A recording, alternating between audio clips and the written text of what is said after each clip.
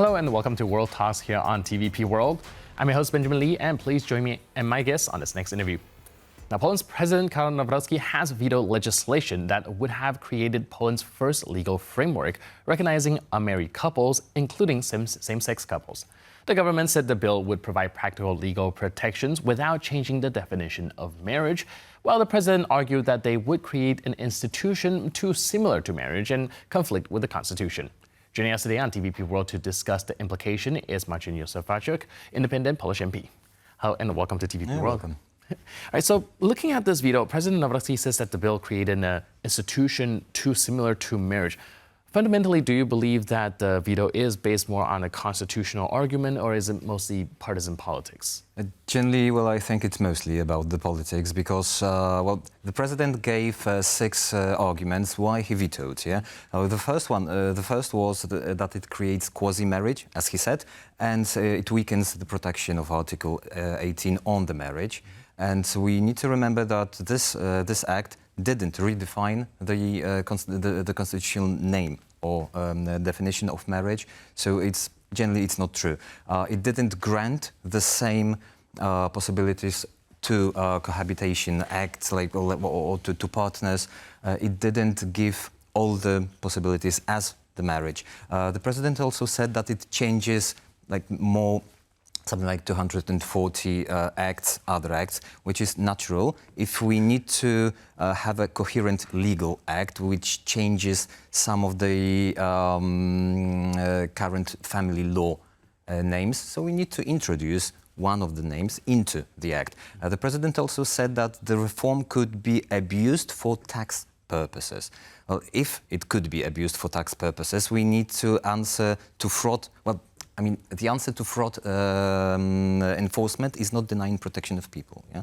This is the most important. And also, the president said that this reform was not debated enough. And so you have shown in the material that lots of people, the majority of people, support this kind of protection. And it's not a partnership act. It's just cohabitation. It's just, let's say, imperfect compromise. And the president didn't give any alternative. So generally, I believe it's just political veto. It's not meritorical veto. All right, so definitely we will be going to the political aspect of it, but just looking at the face value of the bill itself, what practical legal problems will remain unresolved for a married couple because of today's veto? Generally, the act, it created the registered cohabitation agreement for two adults regardless of sex. This is the most important thing.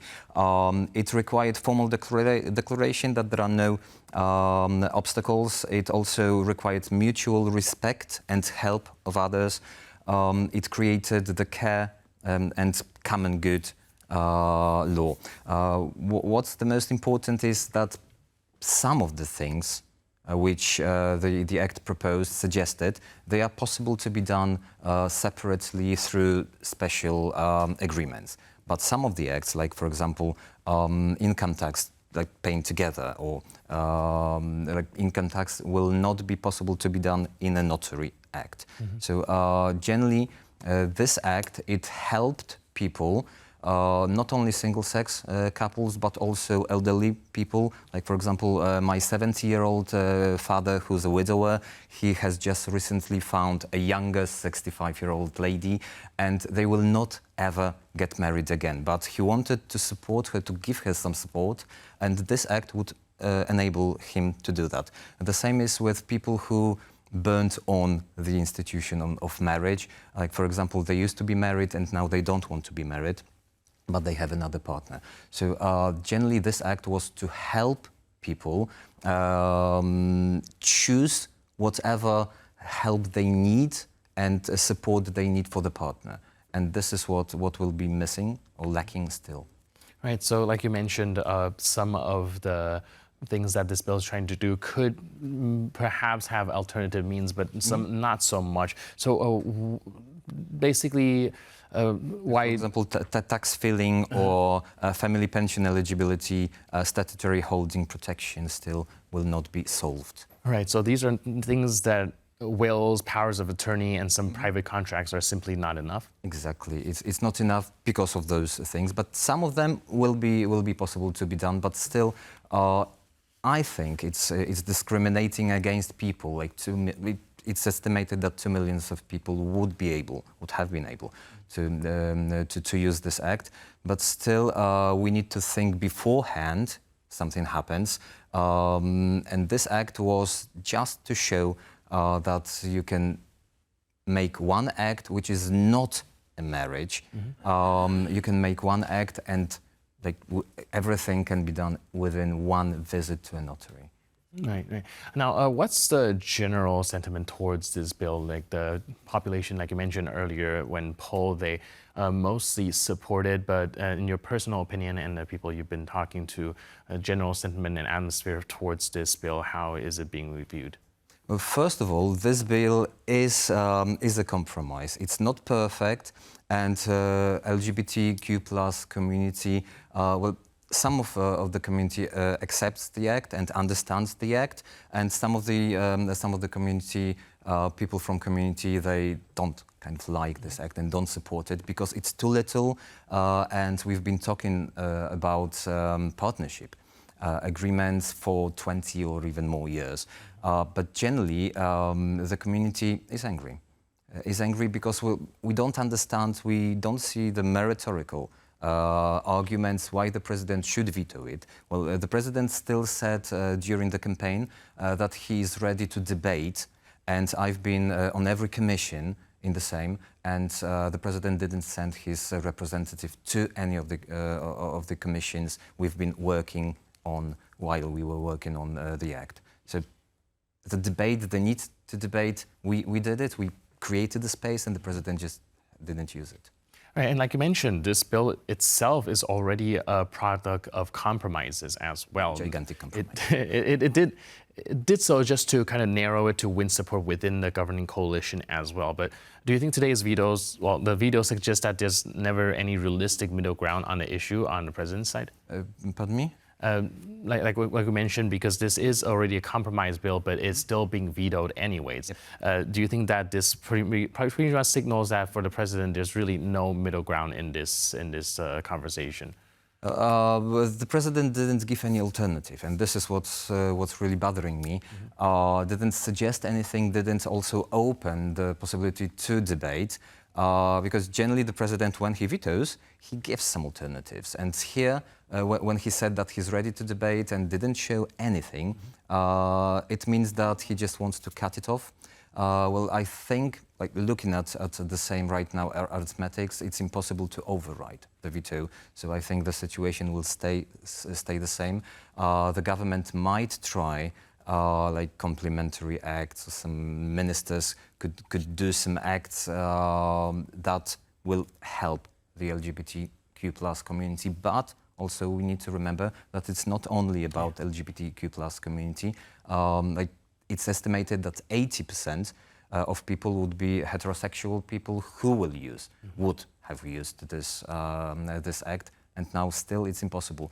Well, the left side says that now they are trying to enforce or trying to force marriage equality rather than partnership act or companionship act. Right. I think you brought something very important, because this does not only affect the LGBT community, but also heterosexual community as well, which is going to comprise actually a larger portion of the people going to be affected. But do you think that this conversation that has a debate become too focused on the identity politics, and do you think that this cultural war aspect of it kind of did derail some of the decision making a little bit, or do you think mostly it's still just party politics?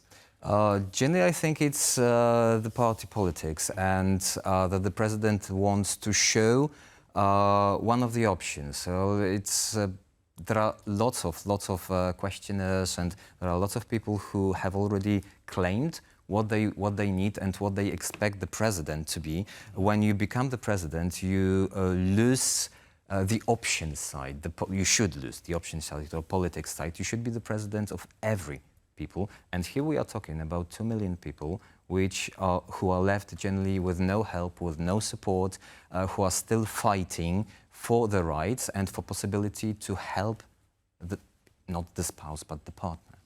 Right. Who do you think ultimately is going to be benefiting from this politically? The president in being able to try and consolidate his conservative base, or perhaps the coalition that is in support of the bill being able to drive out more people in pushing back against the presidential veto? Well, unfortunately, still the LGBTQ+ community has become the area of political fight, because everybody is explaining or arguing that this act helps the LGBTQ+ community and it's like the backdoor for same-sex marriages, which is not true at all. The one side will help the right side to show how powerful, how strong we are, that we are trying to protect the marriage institution, and this act will not at all threaten the institution of marriage. Like the possibility for two people, even same-sex couples, to live together or cohabitate together will not threaten the institution of marriage at all. And it will also strengthen the left side because now they will be able to show how, maybe not powerful, but what they really need to achieve, and it will become one of the topics for the next elections. Right. And I think it's pretty telling that there are two members, female MPs from the Polish People's Party, who has actually established on the president's parliamentary council, established by the president, resign after the veto, saying that, well, we've worked a long time to kind of reach a compromise, yet things didn't really go through. It somehow shows that there's no goodwill in actually seeing this ultimately take place. Do you think that this will also be seen within the president's base somehow as the president become uncompromising in his vetoes, and will they see it as a positive or a hindrance? Generally, I do support some of the vetoes, and I do ask the president for some vetoes. Like, for example, educational vetoes, I completely agree. Maybe not with all arguments, but with some of them. The same is with the Women on Boards Act, which I asked the president to veto and showed my perspective. But generally, when we talk about this veto, two different sides from the coalition, so like the left side and the more right side of the coalition, they compromised. Well, they did a compromise, not compromising, because it doesn't sound good. We did the act which generally is a compromise for everybody, and the president was not ready to be. To see that and not ready to cooperate. All right. So we'll have to see how this turns out. But in the meantime, thank you so much for your input and insight. I really appreciate it, and thanks for being with us. And thank you for tuning into this edition of World Talks. But for more news, update, and commentary, please stay tuned to TVP World.